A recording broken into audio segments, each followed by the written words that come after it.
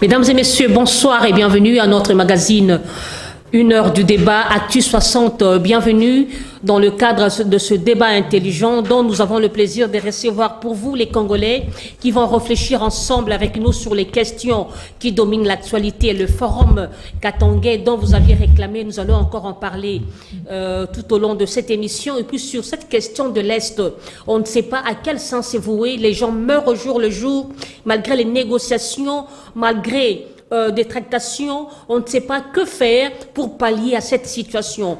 Nous avons sur ce plateau Madame Arlette Odia, elle est présidente du CEDUC, un mouvement politique affilié au PPRD. Maître Arlette Odia, bonsoir. Bonsoir Madame, merci de votre invitation. Nous avons Monsieur Alain Kizadza. Alain Zikatedi, Z comme Zahir. Alain Zikatedi. Il est communicateur de l'ECD, un cadre du parti de l'ECD, membre de la Mouka. Et puis nous aurons Jean-Patrick Moussenga Kalambay qui sera bientôt avec nous. Monsieur Alain, bonsoir.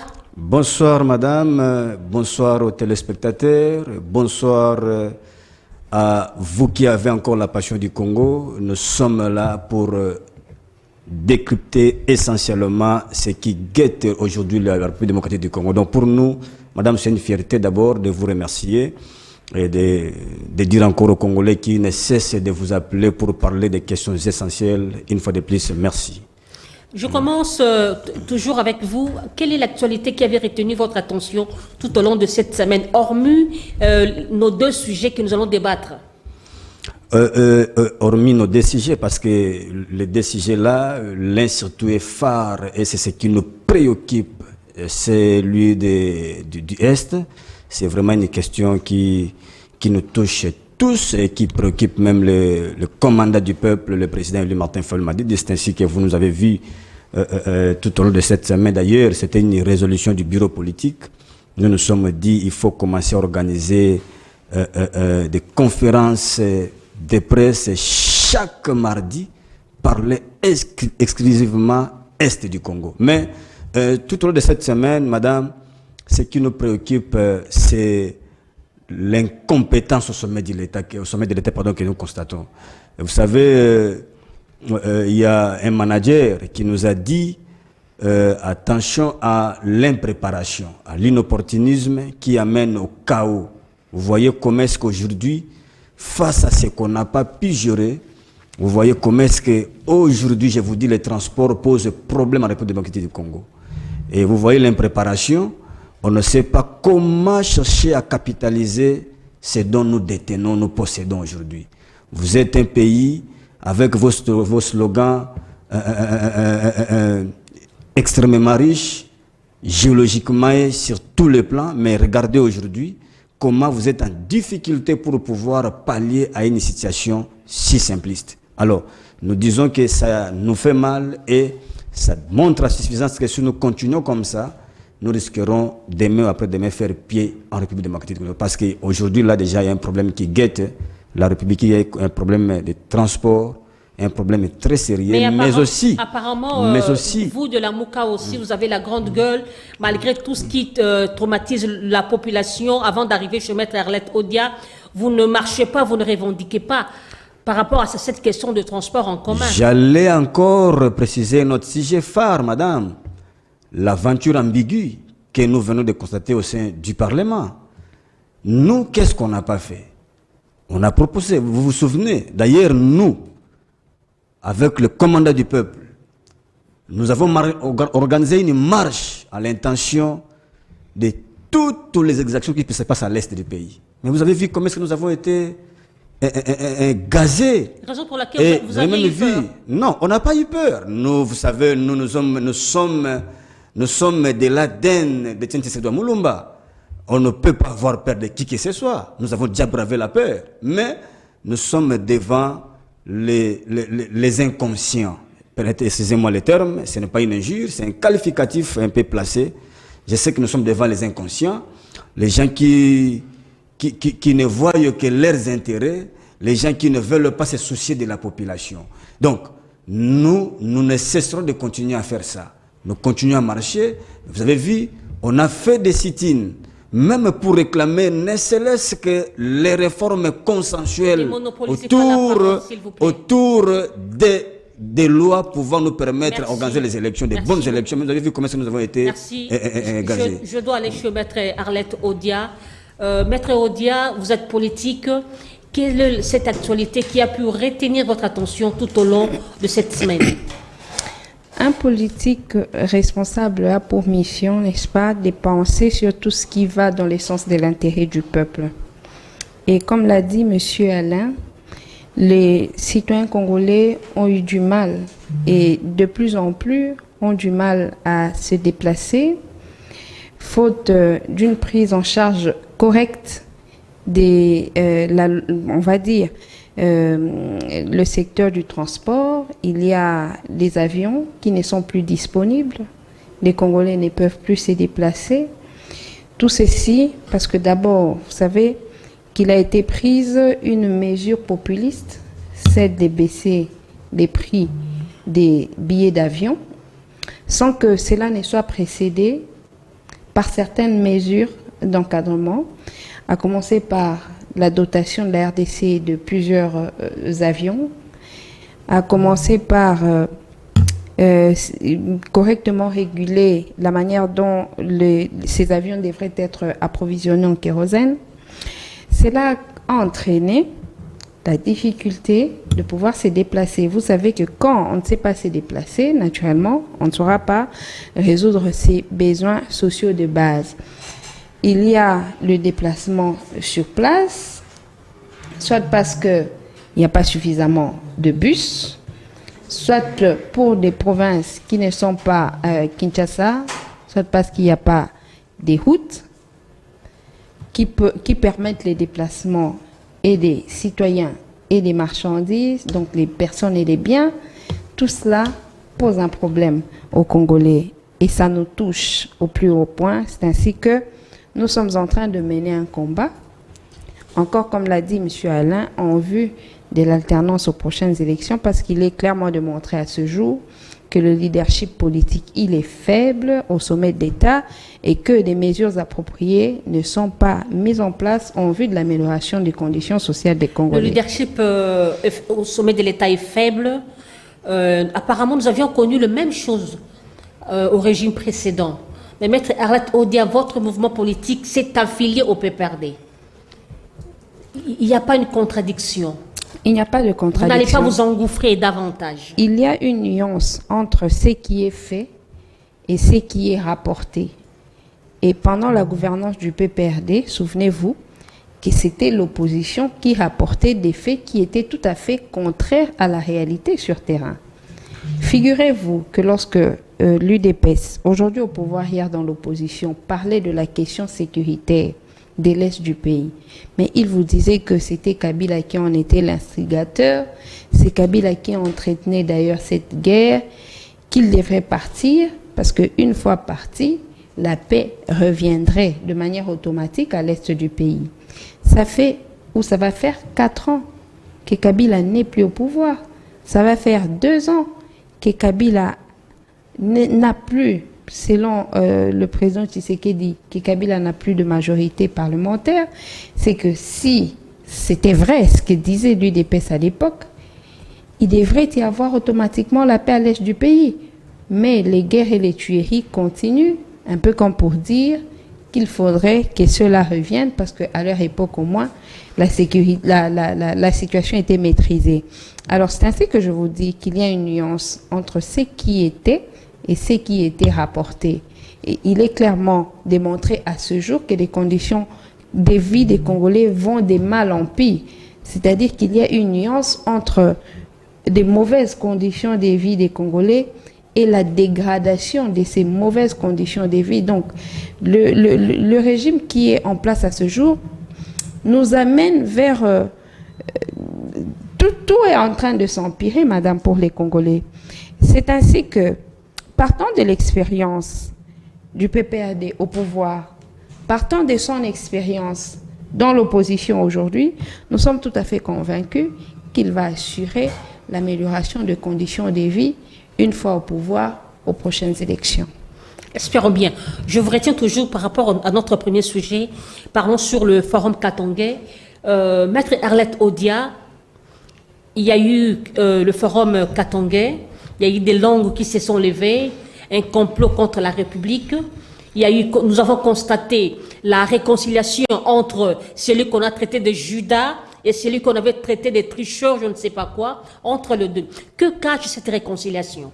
Madame, rien ne peut se cacher derrière une réconciliation. Une réconciliation, c'est toujours quelque chose de salutaire.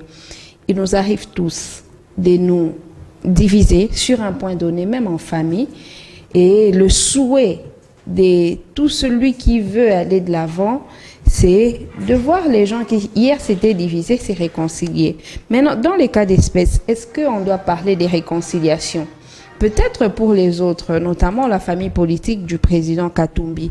Mais pour nous, la famille politique du président Kabila, il ne s'agit pas d'une réconciliation. Il s'agit tout simplement de l'unité des Katangais que l'on voudrait que ça se contamine sur l'ensemble du territoire national et que tous les Congolais soient unis autour des valeurs, autour des causes communes. Est-ce que cette réconciliation est-elle sincère?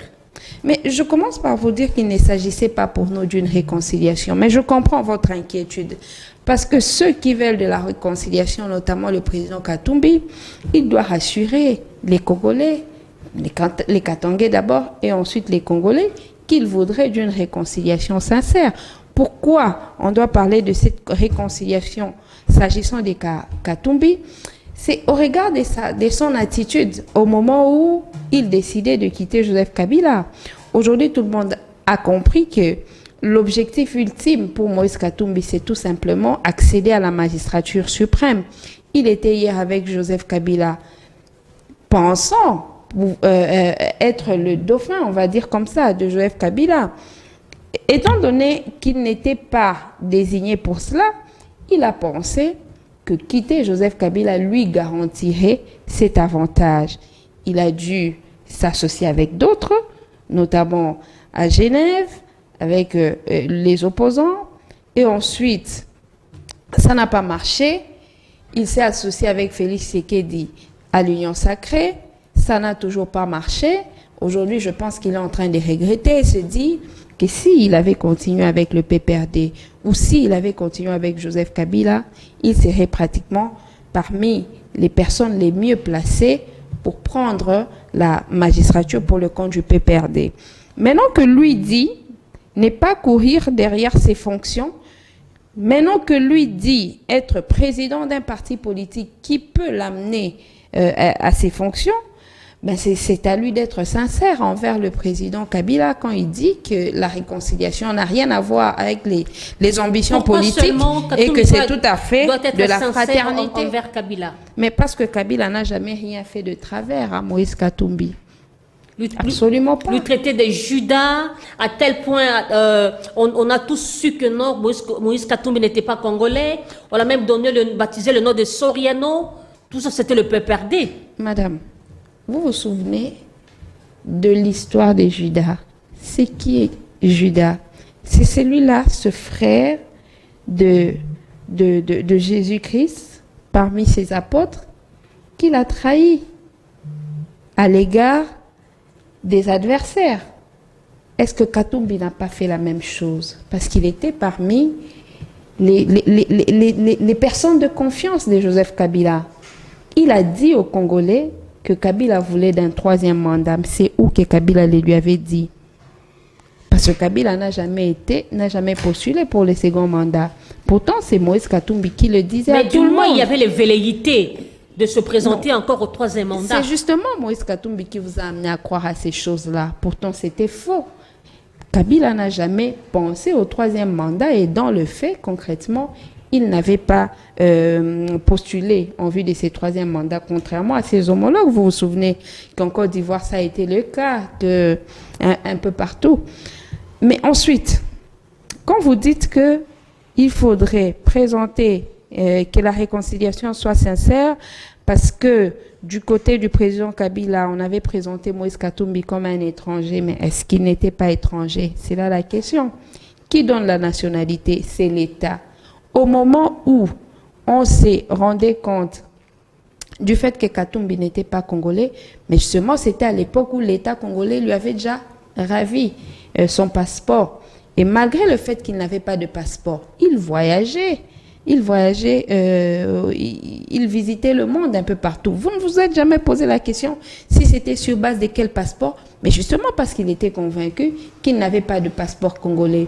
Aujourd'hui, on ne peut que le considérer congolais parce qu'avec l'avènement du président Félix Tshisekedi, il lui a donné un passeport à partir de ce moment, même si hier, et puisque hier, il n'était pas congolais, aujourd'hui, il le devient, ben on ne peut que constater. Il n'y a pas de raison pour Joseph Kabila de présenter des excuses. Tout en travaillant, je reviens à vous déjà, Alain, tout en travaillant avec Kabila, il était congolais.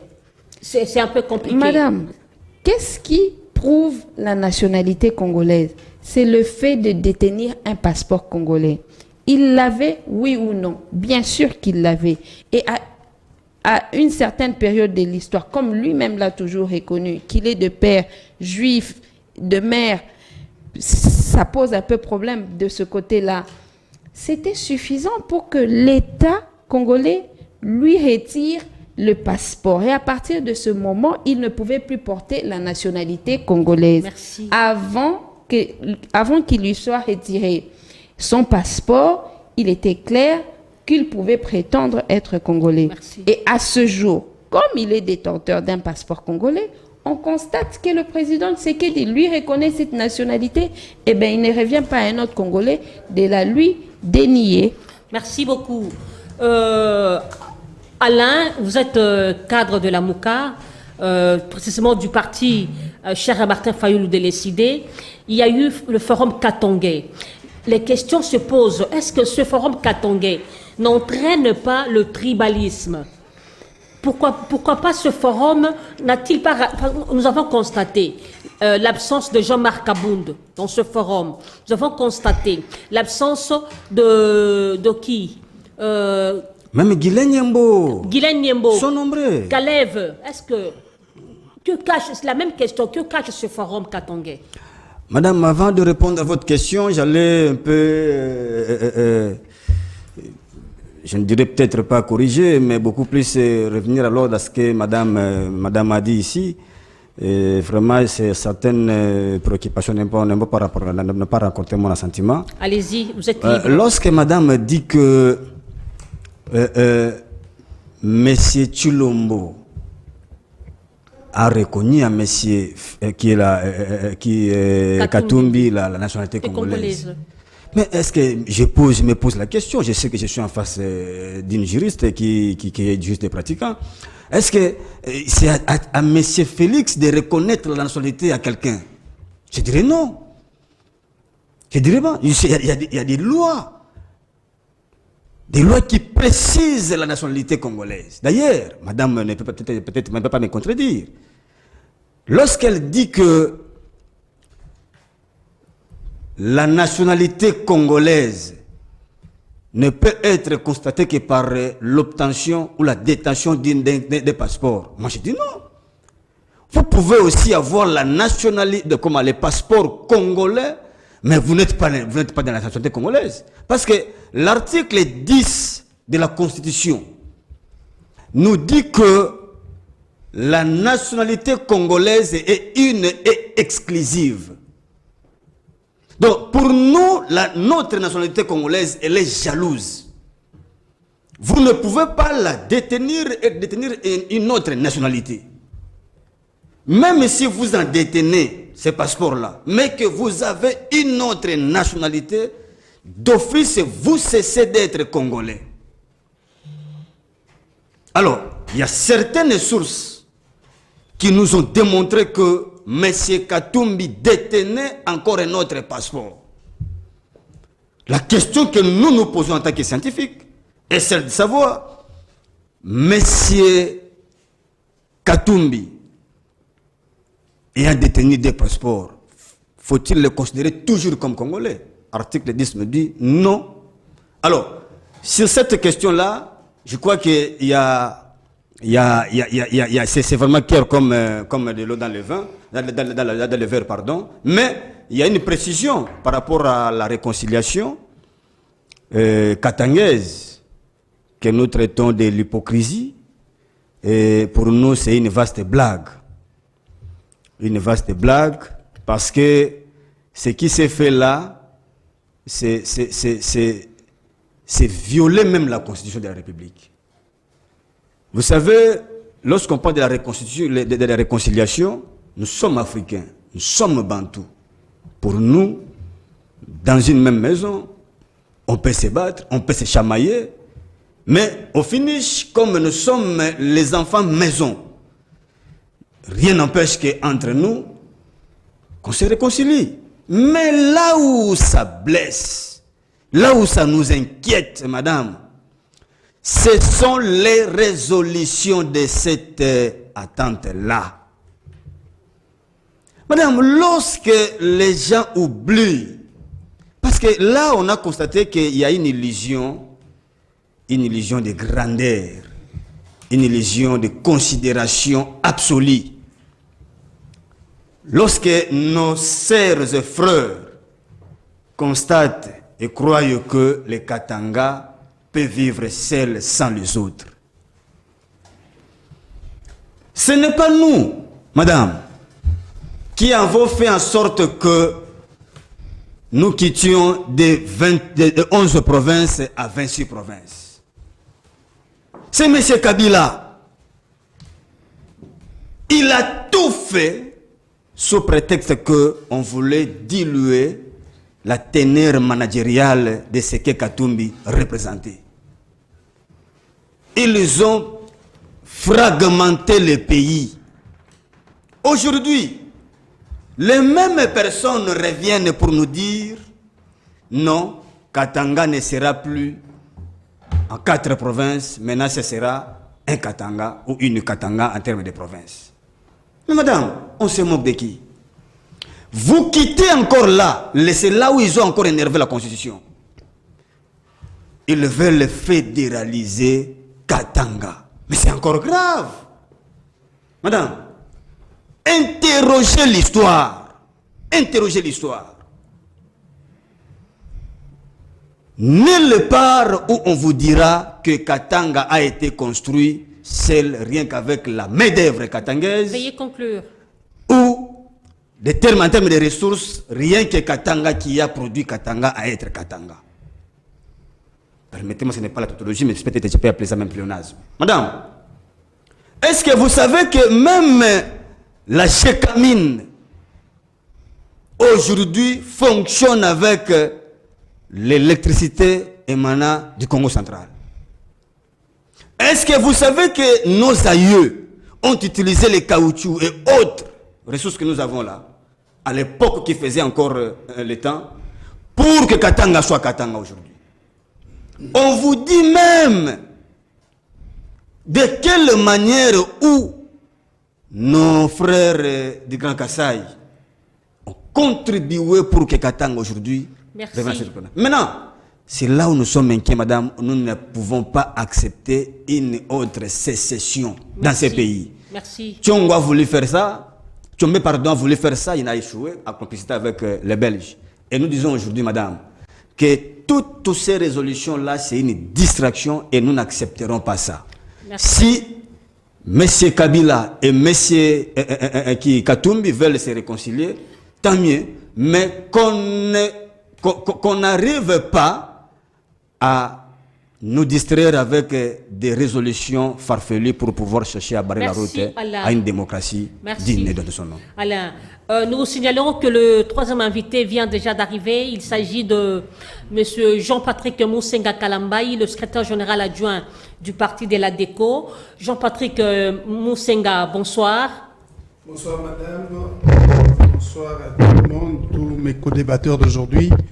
Je profite de votre micro pour ainsi saluer toutes les victimes des guerres à travers la RDC et présenter toutes mes félicitations aux FRDC et la PNC pour ce qu'ils sont en train d'enregistrer comme succès à l'est de notre pays. Parlons directement par rapport à notre sujet, cette question, le forum Katangais. N'est-ce pas un sort scellé pour Félix Tshisekedi? Un sort scellé, je ne sais pas. Scellé dans quel sens? Pour le bien de Félix, pour le mal de Félix? Les forces se réunissent. Vous n'avez pas peur, vous, de l'union sacrée? Parce que c'est l'union sacrée qui a mal interprété cette réconciliation. Apparemment, la peur gagne du terrain dans votre camp. Madame, nous sommes des acteurs politiques. Et lorsque nous nous battons sur le terrain de la politique, nous sommes des animaux politiques. On n'a jamais peur de quoi que ce soit. Et sur le terrain, je ne vois pas qui peut nous faire peur. Nous qui sommes à l'union sacrée aujourd'hui, personne ne peut nous faire peur. Qui de Katumbi, de Kabila et des autres, des personnalités que je respecte. C'est la prétention, ça. Des personnes que je respecte, mais ils ne peuvent pas nous faire peur. Ils ne nous font pas peur. Pas du tout, madame. Il est de leur droit de se réconcilier si seulement ils ont eu des problèmes entre eux. Comment est-ce que nous devons voir du mouton noir là où les frères, seulement s'ils sont frères, se retrouvent et veulent se réconcilier? Où est le problème? Moi, je ne vois pas de problème du tout. Et leur soi-disant réconciliation ne menace personne. Surtout pas nous, à l'Union sacrée. Et pourquoi les langues se sont déliées pour dire qu'il y a un complot contre la République? Écoutez, nous savons très bien ce que ces deux messieurs ont fait à notre République. Ça même, les petits-enfants le savent. Ils ont vendu notre Congo. Madame Téné, nous sommes pour le moment deuxième pays ou nation au monde à ne pas disposer de la garantie souveraine à cause de ces deux messieurs-là. Ils ont hypothéqué le pays. Ils ont hypothéqué le pays. Madame, moi je ne suis pas dans les blabla. Il n'y a que la Palestine et aujourd'hui le Congo, deux nations au monde qui ne disposent pas de garanties souveraines à cause de Kabila, à cause de Katumbi. Nous sommes, ce n'est pas un secret pour personne dans ce pays, que Moïse Katumbi a été utilisé pour vendre l'uranium de la RDC aux États qualifiés de voyous. Ce n'est pas moi qui les qualifie ainsi. Aux États qualifiés de voyous. L'uranium congolais, l'une des matières stratégiques pour l'équilibre mondial, a été mis sur le marché comme si c'était des cacahuètes ou encore une autre nourriture que tout le monde peut se procurer. Mais monsieur donc, cette personne... Jean-Patrick Moussenga, mais ce que vous décriez hier, c'est fait aussi aujourd'hui, non? De la même manière, nos minerais sont vendus d'une manière extravagante. Madame, comme disent les Kinois, la divagation. Madame, c'est fait actuellement aujourd'hui. Madame, je ne viens pas dans votre émission, s'il vous plaît, je ne viens pas dans votre émission pour un débat de la rue. Vous êtes l'une des journalistes pour qui j'ai beaucoup d'admiration et beaucoup de respect dans notre pays. J'ai beaucoup de respect et beaucoup d'admiration pour votre émission et également pour votre chaîne. Je ne viens pas faire du dialélo ici. Madame, je pense, vous pouvez être informé de ce qu'a été le parcours politique de Jean-Patrick Moussenga. Je refusais de composer avec M. Kabila. Je refusais tout ce qu'on pouvait m'offrir sur le plateau d'or pour composer avec lui. J'avais un idéal.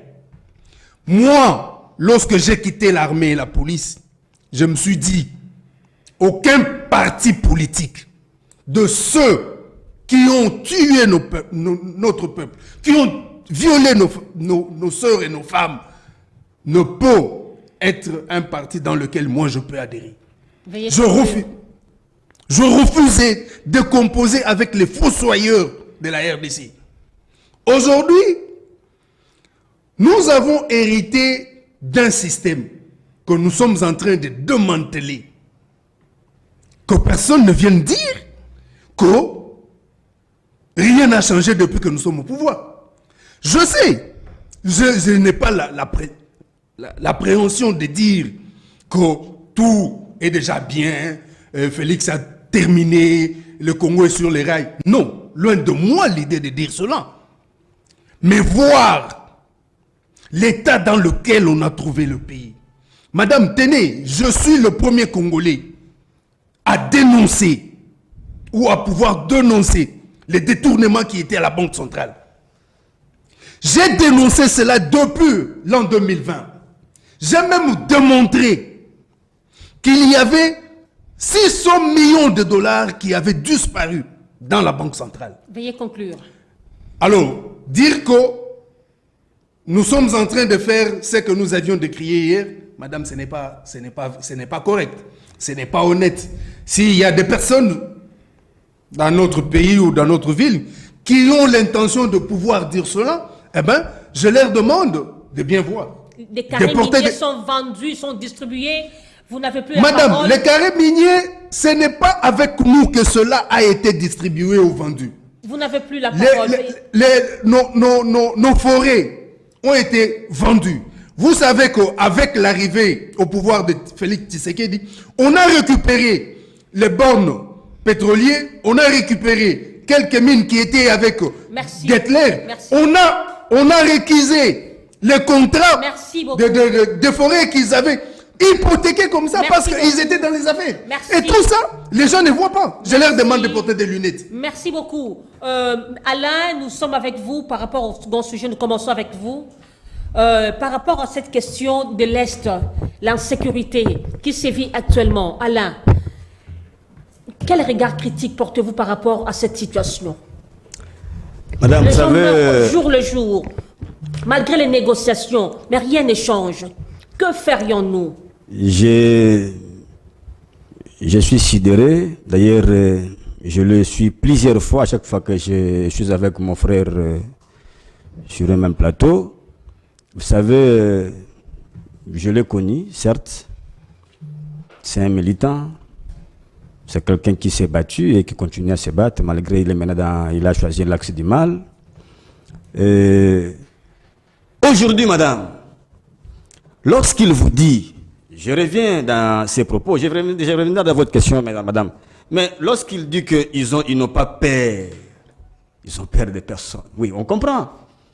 Si vous n'avez pas peur, cher ami, mais pourquoi voulez-vous caporaliser la CNI et la Cour constitutionnelle? Mais nous vous disons que nous voulons avoir certes des élections crédibles, apaisées et transparentes. Vous faites un raccordement frauduleux, ce n'est pas votre sujet. Non, je sais, ce n'est pas votre sujet, madame, merci. Je concède, ce n'est pas votre sujet. Donc, je voulais juste dire, madame, s'ils ont peur de personne, qu'on organise des vraies élections. Répondez maintenant donc, à la question. Ça sera quelque chose de bien. Alors, vous entendez, à chaque fois lorsqu'ils passent, ils parlent de « il » au pluriel, ils viennent souvent avec on a trouvé le pays, chaos, on a. Donc pour eux, le Congo n'existait pas. Pendant que c'est pendant leur régime, les règnes, que les détournements qu'on constate là, ne dit pas son nom. Mais je suis étonné la manière dont vous prenez part du régime précédent. Madame, non, je ne prends pas part du régime précédent. Mais nous disons ceci, un leader, moi c'est ce qu'on m'a appris. Un vrai leader ne vient pas se plaindre. C'est celui qui vient trouver des problèmes aux solutions trouvées. Lorsque vous venez, vous commencez à vous plaindre, madame, vous cessez d'être leader. Il faut des fois se confondre dans la troupe. Il ne faut pas être leader. Alors, votre question, madame, ça fait très mal. Lorsque nous suivons tout ce que nous suivons en ce qui concerne l'Est. Je vous ai dit tantôt que nous, à l'ECD, avec le commandant du peuple, le président élu Martin Fayulu Madidi, nous avons commencé une série de points de presse. Nous communions avec la presse et le peuple pour pouvoir montrer à la face du monde ce qui se fait réellement à l'Est de notre pays. Madame, c'est aujourd'hui maintenant. Vous savez, avec nos amis ici, Kagame était un homme à abattre. C'est Kabila qui nous a amené Kagame, c'est leurs aventures ambiguës. Aujourd'hui, ils sont à la commande. C'est lui que même Kabila un jour a dénoncé. Il a dit que nous sommes agressés par le Rwanda. Mais ils sont incapables Ils sont incapables de pouvoir dénoncer l'agresseur. C'est la diplomatie. Madame, quelle diplomatie? Nous sommes avec vous. Vous voyez ce qui se passe en Ukraine. Nous avons vu Zelensky aujourd'hui ne plus porter la veste. Il est en tenue de guerre pour démontrer à la face du monde que nous sommes menacés. Pour dire à la face du monde que si vous nous laissez avec ces messieurs, nous risquerons peut-être de disparaître. Mais vous avez vu comment on a traité notre agresseur d'un ami, d'un alter-ego. Nous qui ne cessons de dénoncer, on nous a traités, nous, des bandoki. Madame, nous sommes dans quel pays? Aujourd'hui, maintenant, vous entendez des controverses entre les fameux ministres de l'information et les commandants en place. L'un qui vous dit, nous sommes agressés par le Rwanda, et l'autre qui vous dit, non, c'est les M23. Mais qui sont derrière les M23? Madame, on risque de tracer peut-être d'autres frontières si nous faisons attention. Mais la Mouka n'a pas marché. Madame, n'est pas sorti dans la rue. Madame, s'il s'agissait pour les questions la Mouka, la Mouka a 3 résolutions phares en ce qui concerne l'incompétence de M. Chilombo face à l'agression des Rwandais en RDC. Nous parlons de 3 choses. La première, c'est de soutenir les FRDC. Nous continuerons à soutenir les dignes fils du pays qui sont au front en train de se battre pour la souveraineté et l'intégrité de notre pays. La deuxième résolution pour nous, c'est de démontrer à la face du monde, et nous continuons déjà à le faire, la complicité de M. Chilombo dans cette affaire. Mais ce qui nous tue, qui tue le peuple congolais, pour lui c'est un ami. Ils nous ont vanté la diplomatie agissante. Madame, ça fait presque 4 ans. Est-ce qu'ils peuvent nous dire aujourd'hui qu'est-ce que cette diplomatie agissante a produit à ce qui concerne la paix à l'Est? Merci. Madame, la troisième pour finir, c'est de dénoncer l'agression du Rwanda face à RDC. Et nous disons que nous, une fois la commande, ça paiera cher. Merci. Je passe maintenant chez Maître Arlette Odia par rapport à ce sujet sur l'insécurité. Maître Arlette Odia, le PPRD, votre allié, nous a laissé dans une situation d'ambiguïté. Aujourd'hui, Félix Tshisekedi a hérité cette situation de l'insécurité à l'est du pays. Où en sommes-nous maintenant? Qu'allons-nous faire face à cette situation? Est-ce que le PPRD aujourd'hui ne se sent pas responsable de ce qui nous arrive aujourd'hui? Merci de parler d'hériter.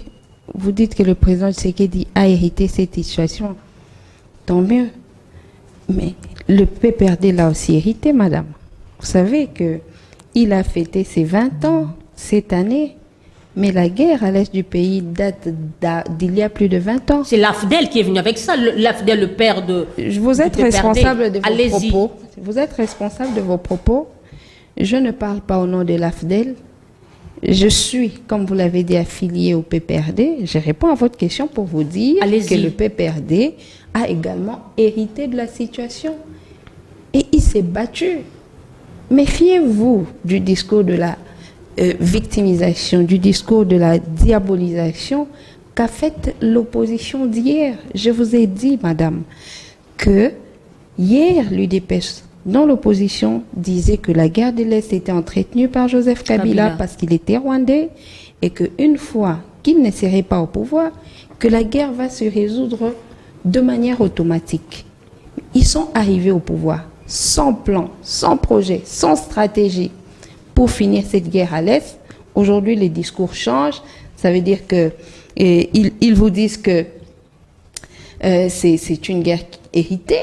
Mais déjà, quand vous étiez dans l'opposition, vous disiez que vous la résoudrez une fois au pouvoir. Donc, je veux vous amener à vous départir de cette distraction et de cette manipulation de l'opinion. Maintenant, quand monsieur Jean-Patrick, Moussenga, merci, dit qu'ils n'ont pas peur, Tout de suite, moi, je me dis qu'il se trompe de combat. Il ne s'agit ni de la boxe, ni du catch. Il s'agit du combat pour la conquête du pouvoir. Et j'estime que ce combat renvoie à la satisfaction des besoins fondamentaux du peuple congolais. On vous dira que voilà, il y a eu des avancées sous la gouvernance de Félix Tshisekedi. Mais là n'est pas le problème pour la conquête du pouvoir. Le vrai problème pour la conquête du pouvoir, c'est le fait de l'amélioration des conditions de vie des Congolais. Parce que c'est eux qui iront voter. Est-ce qu'on peut dire, en regardant les Congolais en face, que la gouvernance de Félix Tshisekedi a amélioré les conditions sociales des Congolais? Puisque nous sommes d'accord, en tout cas il aura la parole, pour répondre aux Congolais sur cette préoccupation. Si on est d'accord que les conditions sociales des Congolais ne sont pas améliorées, on doit aussi être d'accord qu'ils sont mal positionnés en vue de la conquête du pouvoir en 2023. Lorsque M. Jean-Patrick vous dit que c'est les régimes de Tshisekedi qui, je pense que, ah voilà, il a dit que Kabila avait vendu la RDC. L'ont-ils récupéré, oui ou non? S'ils ne l'ont pas récupéré, ils doivent laisser la place à ceux qui devront le récupérer. Mais au demeurant, nous disons ici que Kabila n'a jamais vendu ce pays. C'est ce qu'il disait aux Congolais pendant qu'ils étaient dans l'opposition. Ils veulent faire croire à ce jour aux Congolais pendant qu'ils sont au pouvoir que c'était le cas, alors qu'ils sont tout simplement incapables de ramener l'amélioration de conditions sociales. Il vous dit encore que l'Union sacrée, qu'ils ont amélioré la gouvernance. Quand il dit « il », moi je me demande qui. Parce que si c'est seulement le patriarche Jonas Munkamba, tous les Congolais savent que celui-ci a plus composé avec Mobutu et Kabila, moins avec Tshisekedi père et fils.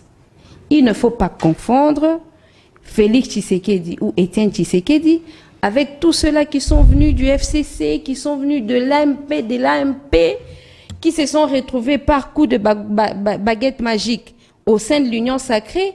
Ils viennent vous dire, voilà, nous avons amélioré. Mais vous étiez il y a quelques années avec Mobutu. Vous étiez il y a quelques années avec Kabila. Vous ne pouvez pas aujourd'hui dire, parce que vous êtes dans l'Union sacrée, que voilà, nous avons fait mieux que Kabila et les autres. Moi, je pense que ces débats n'est pas profitable aux Congolais. Que faire? Que faire? Mais tout simplement, améliorer le processus électoral pour permettre aux Congolais d'élire les personnes qu'il faut aux prochaines élections. Mais pourquoi ils sont en train de biaiser la procédure qui devrait nous amener à l'amélioration du processus électoral? Ils ont peur de la transparence du fichier. Ils ont peur d'une CENI qui prenne en compte toutes les parties prenantes au processus électoral.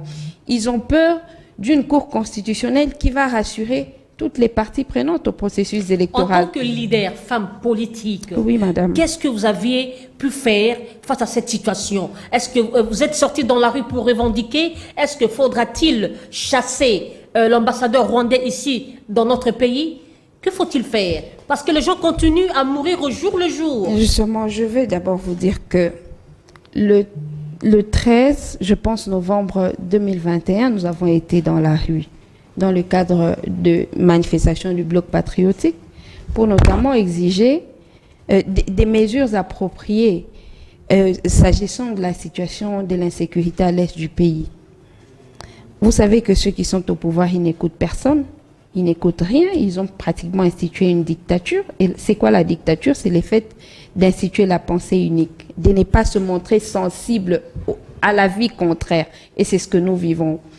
Après ça, nous avons fait de sit-in aussi pour appeler la communauté internationale à arrêter carrément de financer ceux qui endeuillent la République. Parce qu'il y a le Rwanda qui est le plus grand financier de ces groupes armés, mais c'est aussi un canal utilisé par la communauté internationale, par notamment les prédateurs des richesses des Congolais, les impérialistes Et nous voulons que ceux-là arrêtent de financer ceux qui nous font du mal. Parce que la RDC a une armée qui est capable de défendre son territoire, qui est capable de mettre en déroute tous ces gens-là.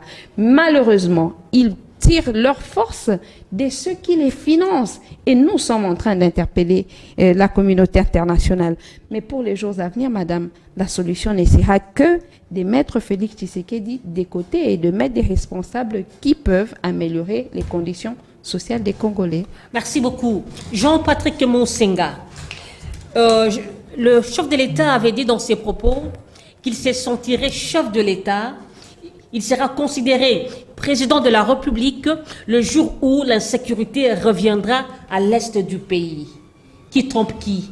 N'est-ce pas un aveu d'échec, ce que nous vivons aujourd'hui? Merci beaucoup, madame. Est-ce que vous n'avez pas interprété les propos du chef de l'État? Je ne sais pas. Je ne l'ai pas suivi dire ça. Mais au contraire, je l'avais suivi dire, même s'il s'agira de donner ma vie pour que la paix revienne, je le ferai. Donc... même si de donner sa vie, mais il a fui d'aller s'installer là-bas. Écoutez, madame, vous voyez que vos invités ont difficile à répondre à vos questions. Et ils rebondissent sur ce que moi, je tiens comme discours. Vous voyez? Donc, je ne suis pas là pour faire cadeau, parce que votre émission, je pense que maintenant à Kinshasa ou en RDC, est l'une des émissions politiques la mieux suivie. Je pense que je viens pour donner la version qui s'approche de la vérité. Selon vous alors? Allez-y. Parce que je n'ai pas dit la version vraie ou la version de vérité. Allez-y tout droit au but. Donc, comprenez que mes co-débatteurs de ce soir s'arrangent à vouloir voir là où je n'ai pas bien placé l'article, là où je n'ai pas retracé le style, le lexique, ainsi de suite. Mais ils passent à côté de vos questions. Ça veut dire qu'ils n'ont pas de réponse à donner à ce que la population attend. Moi, je ne suis pas là pour faire le bilan de Félix. Mais allez-y vous comprendre. La guerre, c'est vrai, le PPRD a hérité de la guerre. Ça, c'est vrai. Parce que Mouzé, en tant que président de la RDC, avait aussi hérité de la guerre. Parce que la guerre avait été amenée par l'AFDEL. Nous disons que nous avons aussi hérité de la guerre. Là, il n'y a pas de débat, pas du tout. Le problème est comment est-ce que nous avons abordé la question. Comment est-ce qu'eux avaient abordé la question. Les approches, lorsqu'elles se diffèrent, il y a lieu de constater la meilleure est où. Vous savez que Mouzé avait éveillé la conscience populaire en payant aux policiers ou aux soldats $100. Aujourd'hui, Tshisekedi paye aux militaires plus de $100. Même si c'est $101, c'est plus de $100. Que les amis que nous avions remplacés étaient incapables. Avec des tenues en lambeaux? Ce sont des données que j'avance. Et d'ailleurs, ces derniers temps, ils achètent les tenues eux-mêmes. J'avance. Les policiers et les militaires. Madame, vous savez que moi, je suis passé par là. Donc, je connais la réalité de FAZ, de Forces armées aéroises, de FAC et de FARDC. Je suis passé par là. Donc, dans cette matière, je ne voudrais pas exposer la conscience militaire. J'ai plein de respect pour ces corps. Il y a d'autres débats que nous pouvons faire hors caméra. Aujourd'hui, nous sommes en train de réhabiliter la morale militaire. Ce qu'ils étaient incapables de faire. Lorsque l'on parle d'améliorer, parce que ce sont ces propos, améliorer veut dire quoi? C'est quitter l'étape le plus mauvais vers l'étape le moins mauvais possible. C'est ce que nous sommes en train de faire. Bon, on me parle de la CENI, de la Cour constitutionnelle et de tout ça. Je vous promets que si Kadima est sérieux, on aura de très bonnes élections dans ce pays qu'on n'en a pas eu avant. Avec ce régime. Puisque ce n'est pas le régime qui organise les élections. Moi, j'interpelle maintenant la conscience de Kadima, le président de la CENI. Il y a moyen de revenir à notre sujet? Bon, je devais quand même revenir sur certaines choses qui n'avaient pas été bien dites. Mais bon, puisque vous me rappelez à l'ordre, madame, la solution pour le problème à l'Est. Les gens qui sont au Congo ont tenté certaines expériences, certaines pratiques. Ça n'a pas donné de bons résultats. Lorsque nous sommes venus, nous avons aussi tenté une expérience, une pratique qui n'a pas trouvé de solution carrée au problème de l'Est, mais qui est en train d'évoluer dans le sens du bon. Ça veut dire, l'état de siège est dans la Constitution. Les amis avaient proposé d'autres choses, mais ils ne sont pas arrivés à ça. Est-ce que cet état de siège, écoutez, madame, n'est-il pas un fiasco? Écoutez, madame, dans ce qu'ils avaient fait, au moins, la RDC n'a pas coulé. Ça, je tiens à le dire tout haut. La RDC n'a pas coulé. Ils ont maintenu certaines choses en place. Quand nous sommes venus, il ne fallait pas que nous fassions la même chose. Il fallait que nous puissions tenter d'autres expériences pour voir comment ça donne. Eh bien, on a tenté. C'est vrai, ça n'a pas mis terme à la situation désastreuse qu'il y a à l'Est, mais ça produit des faits. Lesquels? Les gens meurent au jour le jour. Les gens continuent à mourir. Moussenga. Madame, vous savez, la Russie est en guerre contre l'Ukraine. La comparaison n'est pas... S'il vous plaît, s'il vous plaît. Si c'est la RDC. S'il vous plaît. La Russie est en train de gagner du terrain. On ne va pas dire que les militaires russes ne meurent pas. Donc, nous pouvons établir les statistiques pour montrer combien ils mouraient avant, combien ils meurent aujourd'hui. C'est comme ça qu'on peut réfléchir scientifiquement. À quoi avaient servi les négociations précédentes, dernières? Écoutez, madame, moi je suis bantou. J'ai entendu mon frère le dire, nous sommes bantous. Nous, notre culture, c'est parler. C'est palabrer. Ça, c'est notre culture. Avec résultat, bien sûr. Écoutez, c'est ça. Parce que nos aïeux, lorsqu'ils le faisaient, ils avaient toujours des résultats escomptés. Mandela l'a fait. Et l'Afrique du Sud est aujourd'hui ce qu'elle est. Donc, nous ne devons pas rompre le dialogue entre nous.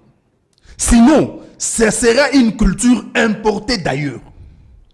Vous ne devez pas interdire le Congolais de se rencontrer et de parler. C'est pourquoi même, lorsque vous m'avez posé la question sur la réconciliation entre M. Joseph Kabila et M. Katumbi, moi, je n'ai pas trouvé de mal. Donc, nous ne devons pas rompre, même entre ennemis, en tant que Bantou, nous devons continuer à parler. Vous allez continuer à l'appeler frère lui donner une partie de notre sol pour exploiter nos minéraux. Il n'y a que Notre agresseur. la frange de population congolaise qui vous a envoyé poser cette question, parce que je sais que les questions que vous posez ne viennent pas de vous, c'est du sur le terrain. mensonge. Il n'y a que eux qui n'ont pas suivi. C'est du mensonge, Jean-Patrick. Tshisekedi a décrié ce comportement d'autruche qu'affiche M. Kagame pour dire les Européens ne s'appellent jamais frères, mais ils se font difficilement du mal. Mais nous, en Afrique, nous appelons frères, et lorsque la case du voisin brûle, vous venez appuyer même ceux qui brûlent, qui font brûler la case. Ça, ce n'est pas une dénonciation. Bon sang. Les gens veulent quoi? Merci. Que l'on puisse déclarer la guerre au Rwanda? Et pourquoi pas? Écoutez, il faut que toutes les conditions soient réunies pour déclarer la guerre. Par exemple, actuellement, le Rwanda n'est pas en guerre contre la RDC. Le Rwanda est en train d'agresser. Il faut que la guerre soit déclarée, madame. Merci beaucoup. Il faut plusieurs éléments pour arriver à déclarer la guerre. Vous aviez pris beaucoup de Mais je suis seul contre deux. Effectivement, je suis tolérante, mais veuillez conclure, s'il vous plaît. Madame, vous allez voir que depuis qu'on est au pouvoir, nous nous battons pour l'amélioration dont madame venait de faire allusion. L'amélioration de conditions de vie. Peut-être que ça n'a pas de tortue, mais ça avance. Merci. Alain Kizaza, par rapport à cette question, nous tendons déjà vers la fin de l'émission. Vous avez 1 minute 30 secondes pour nous donner les propositions. Madame, ce n'est pas Alain Kizaza, il fallait bien préciser les noms, c'est Alain Zikatedi. Zikatedi. Madame, il ne faut pas massacrer mon nom. Hein. Je suis vraiment abasourdi. Vous avez donné suffisamment de temps à mon ami. Il est seul sur le plateau. Mais il n'a fait que ce que nous appelons le perroquettage. Il n'a rien dit de bon. Maman, ça fait mal. Vous avez vous-même entendu, vous êtes toute oreille lorsque mon frère parle de la question de l'Est avec beaucoup de légèreté. Beaucoup de légèreté, maman. Vous savez, ça fait mal. Hein? Aujourd'hui, là, le rapport Mapingue, avec Joseph Kabila, on a vu quand même. Je ne suis pas là pour faire l'apologie de M. Tshilo Kabila, parce que je sais que c'est lui qui est l'acteur principal de la destruction du Congo. Mais, celui qui est venu, il a fait quoi avec les rapports mapping? Vous savez, madame, interrogez les amis de l'Est. Lorsque nous avons initié certaines actions ici pour exhumer ces rapports, vous savez combien de fois qu'ils nous ont soutenus? Ils suivent de près cette action. Votre proposition qui sera votre mot de madame, s'il vous plaît. Non, ça fait très mal. Vous savez, que nous sommes arrivés à la lorsque nous sommes autour de nous, il n'y a que des Congolais. Je ne sais pas si autour de nous, il y a des Rwandais ou des étrangers. Non. Mais si nous sommes là, nous parlons du Congo, avec beaucoup de légèreté, ça nous fait très mal, madame. Et quelles sont les propositions? Je vais arriver à des propositions. Mon frère ici, est-ce qu'il oublie que les Congolais aujourd'hui ont soif d'une vérité que M. Tshilombo et M. Mbosso nous cachent? Mbosso qui a dit à ses semblables députés que chers collègues quittez les groupes armés. Est-ce qu'il a-t-il dit aux Congolais qui sont les gens qui sont dans les groupes armés? Jusque-là, non. Mais M. Tshilombo est allé en Côte d'Ivoire. Vous avez vu comment est-ce qu'il a parlé de la trahison? Madame, entendu même comment il a parlé de la trahison au sein de l'armée. Est-ce qu'il peut nous dire aujourd'hui ceux qui trahissent le Congo? Pour nous donner madame, nos propositions, nous l'avions déjà dit. D'ailleurs, vous le trouverez dans ce que le commandant du peuple, le président, lui a appelé son programme de 100 jours. Pour nous, madame, il faut sécuriser notre frontière, qui est perméable. Merci. On entre comme on veut, on sort comme on veut. Merci beaucoup. Deuxième chose, madame, vous avez demandé des propositions. Madame, Mais soyez précis, s'il vous plaît. nous voulons ceci.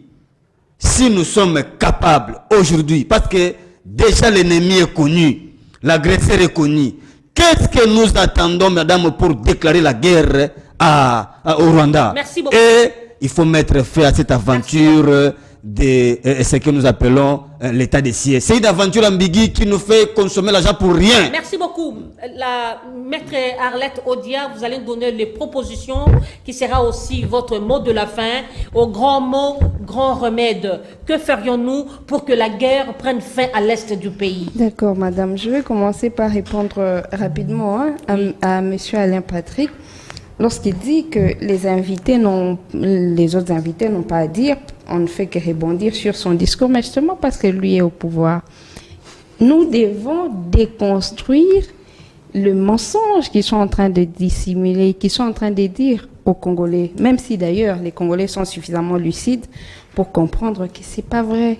Quand ils vous disent qu'ils ont une stratégie qu'ils ont mise en place pour mettre fin à la guerre à l'est du pays, c'est tout à fait faux. Ça fait 1 an que l'état de siège a été décrété, madame. Si au moins on était en train d'évoluer, le président Tshisekedi ne serait pas en train de taxer notamment les FARDC et la PNC des complices. Quand il le dit, c'est qu'il est convaincu, autant que tous les Congolais, que sa stratégie n'opère pas et qu'il faut désormais penser à autre chose. Avant de vous parler de nos propositions, je vais commencer par répondre aussi à M. Alain, qui veut continuer à faire croire aux Congolais que Joseph Kabila serait l'acteur principal de la destruction du Congo. C'est faux de dire aux Congolais que le pays est détruit. Le Congo aujourd'hui sait aller aux élections parce qu'il y a une administration électorale qui existe. Les Congolais aujourd'hui savent se défendre parce qu'il y a une constitution qui a été mise en place. Il y a les lois de la République qui fonctionnent, qui nous permettent, qui nous permettent, madame, nous sommes à la fin. Qui nous permettent, nous sommes à la fin. S'il vous plaît, soyez tolérants.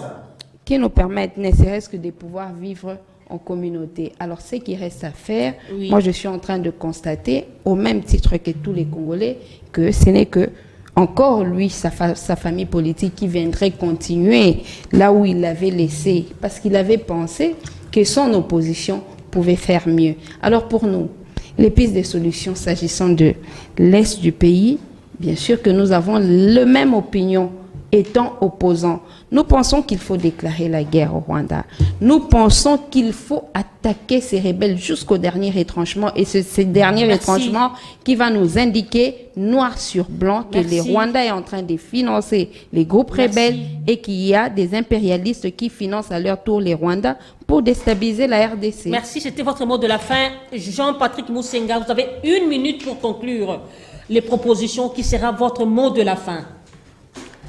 Bon, je ne sais pas si les invités sur ce plateau ont acheté madame pour qu'elle soit à l'air... Bon... Est-ce que vous pouvez retirer, s'il vous plaît? Je retire, madame. Je voudrais quand même éclaircir quelque chose. Madame a parlé du patriarche Jonas Mukamba. Jonas Mukamba n'a jamais travaillé avec Kabila.